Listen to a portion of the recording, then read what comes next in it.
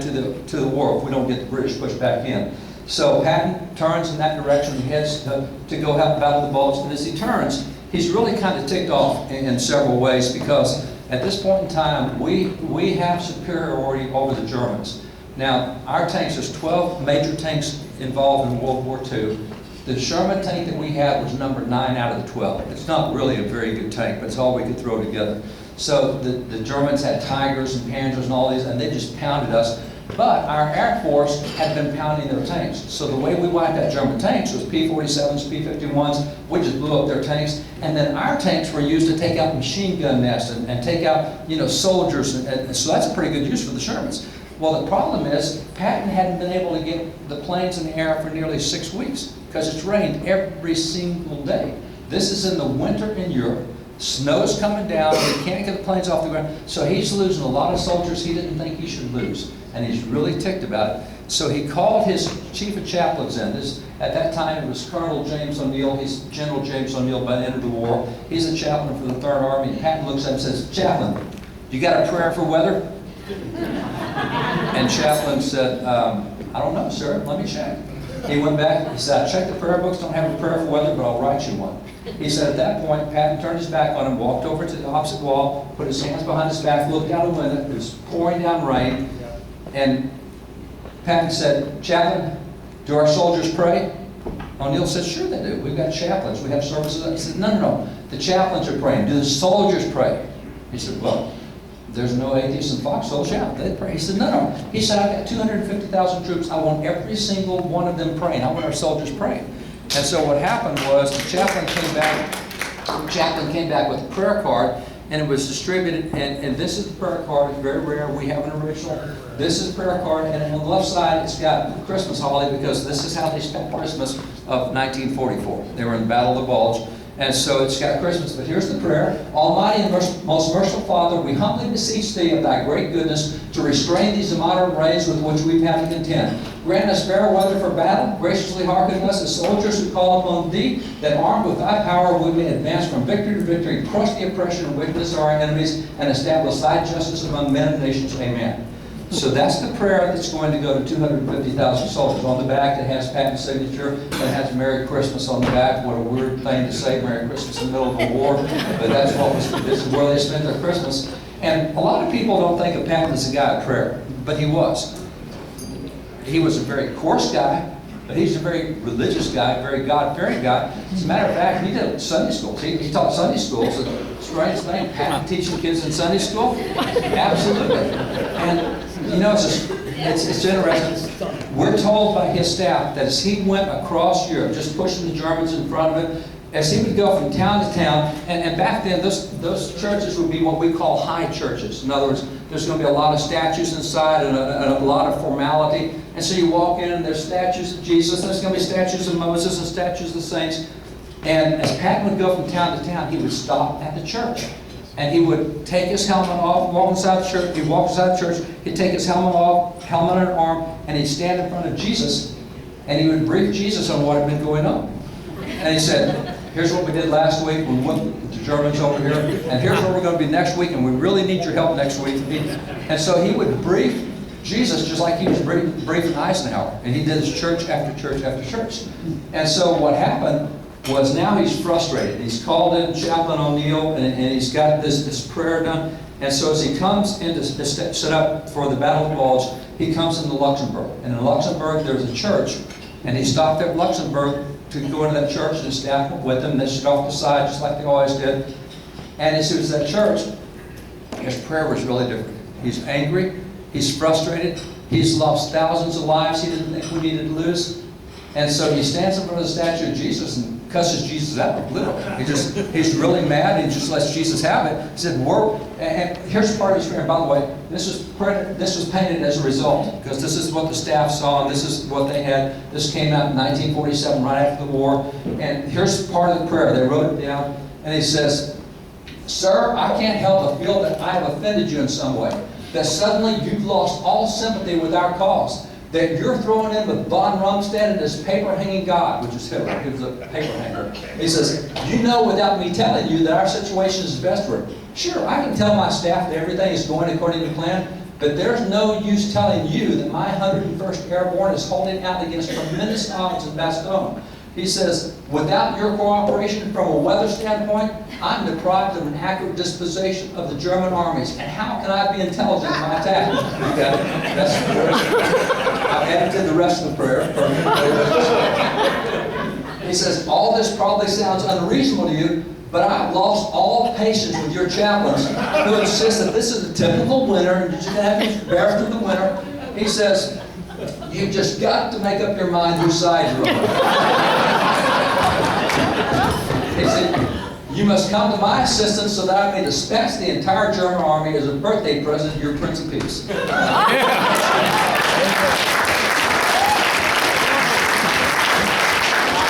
In that prayer, Patton said, if you will give me 4 days of good weather, I will send you more Germans than your bookkeepers in heaven will have. The strange thing, his prayers were answered. It's recorded in the after-action reports of the Third Army, of the U.S.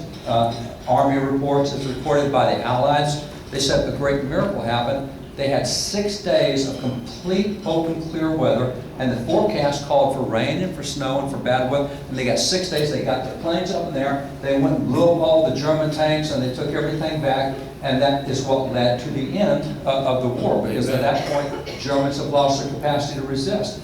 So on the way, once the battle was over, he stopped back by the church. He went inside again, took his helmet, gave a report to Jesus, and said, by the way, sorry about what I said last time. He said, you really did have this under control. I just didn't understand. So, I mean, even World War II, the stories like that we get nothing of today. You're going to tell me it's a secular nation? Even a guy like Patton knew better than that. And so, again, let me get to where I can wrap this up, because I want to challenge you with a little bit of maybe what's going on politically around you. So there's particularly 3 areas where we really have been unique as a nation. Just the general goodness we have toward helping others. There's nobody in the world more humanitarian than we are. We go to crises like crazy. Nobody led race relations like we did. Yes, we had problems, but we got out of them faster than anybody else. The fact that we elected 1,000 blacks to office by 1876, nobody's even close to that record. We've never heard that. And the same thing when you look at religious faith. It permeates our culture. It has, but now we're being told that we need to be secular. That's where really smart people go. So, what do we do now? Well, look at where we are now. I'll go back to George Washington's farewell address. After 45 years of serving his country, he gave his final address, and it was considered so important that for the next century and a half, Washington's farewell address was studied in school. Matter of fact, it used to be common for the first 8 years of school, students took a written exam on 4 documents: the U.S. Constitution, the State Constitution, the Declaration of Independence, and Washington's farewell address. We took that, a written test, for the first 8 years of school for decades. So we used to know the principles, and one of the principles, and by the way, it's great stuff to read today. He says, don't ever let the federal government get into deficit spending.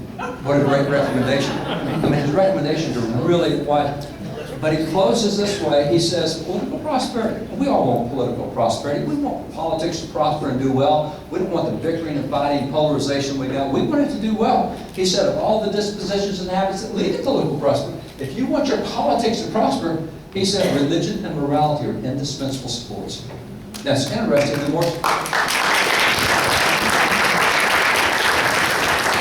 and by the way, that's pretty good philosophy from one of our atheist founding fathers. The more secular we become, the more polarized we become. The more secular we become, the more violent we become. The more secular we become, the less self-control we have. It's just harder to do anything. And so this is what we had. He said, in vain with that man claim the tribute of patriotism who should labor to subvert these great colors. He said, don't ever let anyone call themselves a patriot if they try to take religion and morality out of the public square. Amen. And that's a good litmus test for political leaders as well. Yes, sir.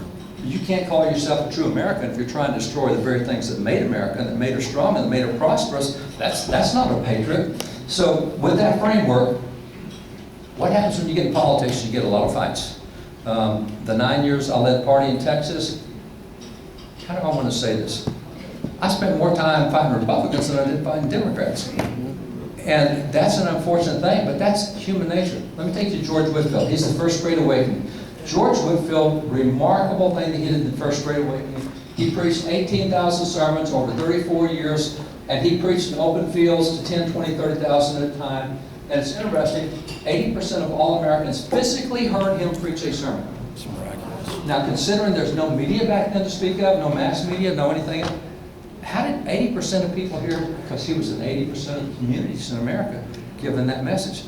And so that's significant. And that's why founding fathers like Ben Franklin and Thomas Jefferson and John Adams all said we wouldn't have America if it hadn't been for the preaching of Whitefield. And particularly they talked about a sermon he had called the Father Abraham Sermon, which they all heard and was put into practice in 1774 in that first Congress when they had that prayer time. So Whitefield's a really significant guy, and he also faced a whole lot of opposition. I mean, lots of opposition. And nearly 100% of it came from the religious community. Pastors would tell their congregation to go to his meetings, climb up in the trees over him and pee on him and defecate on him. And hit him with stones. And any rotten vegetables you got, take them and pepper them and take cabbages. He got abused by the religious community. Now, wait a minute. See, this is human nature. We have a tendency to turn on one another if we don't kind of watch it. The founding fathers really had to fight that. Factions were a big thing. Washington talked about don't let factions get started. So in politics, we got to remember who's going to be us. Rather than find somebody who's 80% for us, let's fight the people who are 100% against us. We a lot of times get kind of focused on that. So going back to Whitefield, one of the things I learned when I was leading Party of Texas, I had a motto that I kept, and by the way, I wore a flak jacket when I was doing stuff. I mean, bulletproof vest, and I always wore it to the rear. It was friendly fire that worked me more than anything else. And so our motto at the party was, we don't need enemies, we got friends. And that's not the way you want it to run. And so we could get some unity in Texas. We turned the whole state around. It's still been a very red state since that point in time. We work hard in the grassroots to do that. But Moses, remember Moses? He only fought the Egyptians one time. He fought his own people for 40 years. That's just kind of the way human nature is. So, by the way, I've got a hillbilly friend in Arkansas. He says, you know, Moses wasn't nearly as concerned with the waves on the outside of the ark as he was with all the woodpeckers on the inside of the ark. Exactly. So, we've got to watch opposition. The final thing I'll leave as a challenge comes from this guy right here. You guys, I was told before I started that this may be the bluest county in the state. I don't know, but certainly it's among the top. So that's hard. That's hard labor. It's hard to get people elected. You put all this effort and time into it, and you don't get the results you really want. You pour your heart into the thing. You put your money into it. You put your time and shoe leather into it, and you don't get all this stuff. There's no better example than John Quincy Adams. He's one of the very few presidents who's more famous for what he did outside the presidency than inside. Once he finished the presidency, he was elected to the House of Representatives. He spent 17 years in the House. That's where he became famous. He was the anti-slavery leader in Congress at a time when Congress was overwhelmingly pro-slavery. They got so tired of him hearing his anti-slavery stuff, of hearing him introduce anti-slavery bills and petitions. They actually passed what was called the John Quincy Adams gag order. For 8 years, he was not allowed to speak about slavery in Congress. 8 years. You know what he did? He kept speaking about slavery in Congress. And they tried censure, they tried reprimand, they tried expulsion. You won't believe how many death threats he had against him. And it's just, I've never seen a guy go through the abuse that he went through in that great time. And he goes through all this, and he didn't get anti-slavery laws passed. And he still kept fighting like he was winning everything. And he didn't get a single one passed. And so late in life, one of the media folks came to him and said, you know, you haven't been very successful in your career in Congress. You're not getting anything passed. You're not getting anything done. Your people sent you here to represent the anti-slavery interests. You haven't been able to get anything done. And he said, don't you get tired or frustrated or depressed? And he said, no. And they said, why? Here's his answer. He said, because duty is ours. He said, duty is ours, but results are God's. I said, I don't do this because of how it turns out. It's regardless of whether I win or lose. I do it because it's the right thing to do. God keeps score, and God will make sure I get the right rewards. But I'm not gonna get worried about whether see, if we can get that mentality, we'll bust our tail every election, even if we lost the last 25. We'll keep busting it because it's the right thing to do. So let me challenge you.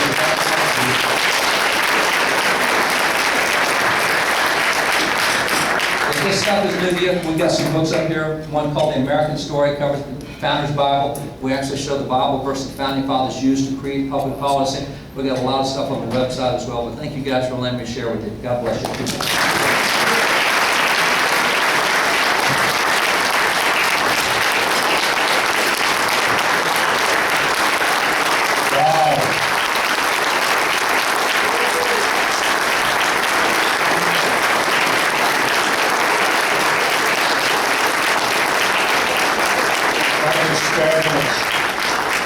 I have a history major from Central Michigan University and have been reading history all my life, but I just learned a boatload that is not fun at all, so thank you so much for that.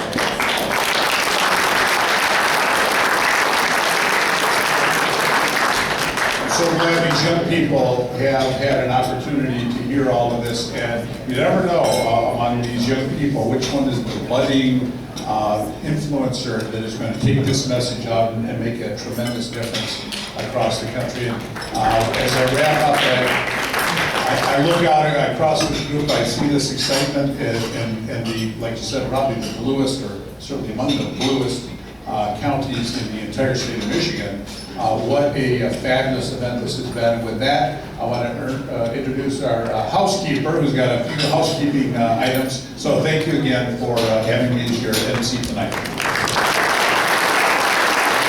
Thank you, Senator. I was not planning on saying anything tonight, but if you folks were listening very carefully, you might have noticed there were some technical difficulties here and there. So I wanted first and foremost to restate, now that the volume's back up, our sincere thanks for so many people who have made this possible. Our sponsors for this event, Jason Wolford, Ken Dignan, Cindy Fish-Haber, Rob Zimmerman, John Dunlap, and of course, Ron Weiser and Eileen Weiser, who were able to bring these people, these young people here to hear this message. This is absolutely essential. I want to especially make sure that we recognize our state representative in Washtenaw County, Kathy Schmaltz, who's sponsored the table as well. Thank you, Kathy. And I hope we have our Lincoln Day dinner. Not the next one, but the one after that, in 2025, there'll be 2 state reps at least representing Washtenaw County. And despite, yes, we are the bluest county in Michigan, but there are winnable seats in the State House, even in the Washtenaw County Commission, and certainly in township boards and school boards in the county as well. And those of you who have come here tonight for our fundraiser are giving us the resources that we need to empower these candidates to win. So thank you so much for coming. And finally, all of these things that we have at our silent auction were generously donated by a lot of people.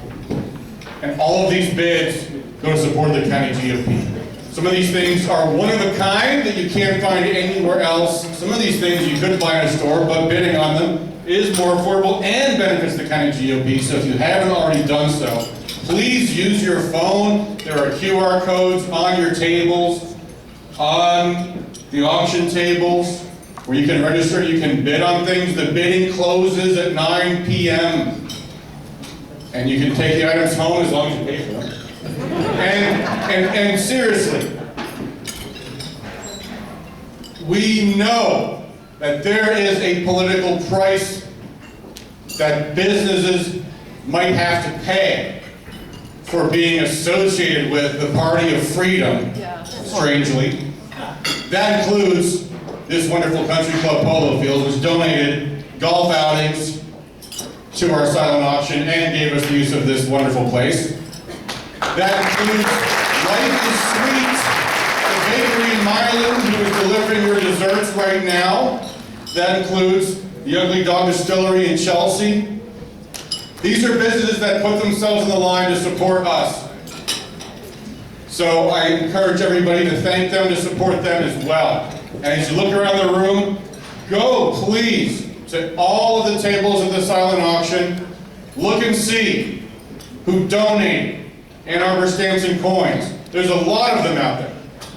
And remember, Hearts Peddler and Dexter. say again, Ruthie. Hearts Peddler and Dexter. Thank you, Ruthie. Hearts Peddler and Dexter. And there's many more. So encourage and support those who supported us. Thank you guys all for being here tonight. 20 minutes left to bid.